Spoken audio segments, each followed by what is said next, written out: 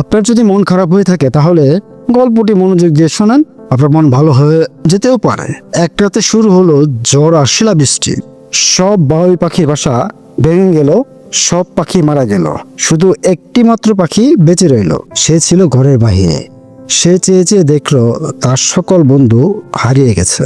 আকাশের দিকে তাকিয়ে বলল, হে আল্লাহ, তুমি সবাইকে নিয়ে গেলে, আমায় একা রাখলে কেন?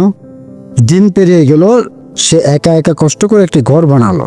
কিন্তু হঠাৎ এক রাতে সেই ঘরে বজ্রপাত পড়ে আগুন লেগে গেল, সবকিছু পুড়ে গেল আর পাখিটি ভেঙে পড়ল।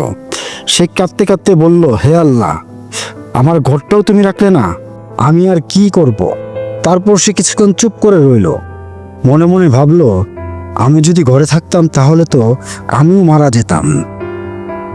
ঠিক তখনই সে বুঝে গেল, আল্লাহ যা করেন সব আমাদের ভালো থাকার জন্যই করেন। আপনি যেটা হারাচ্ছেন সেটা হতে পারে সেটাই আপনাকে বাঁচাচ্ছে। তাই সবসময় আল্লাহর উপর ভরসা রাখুন।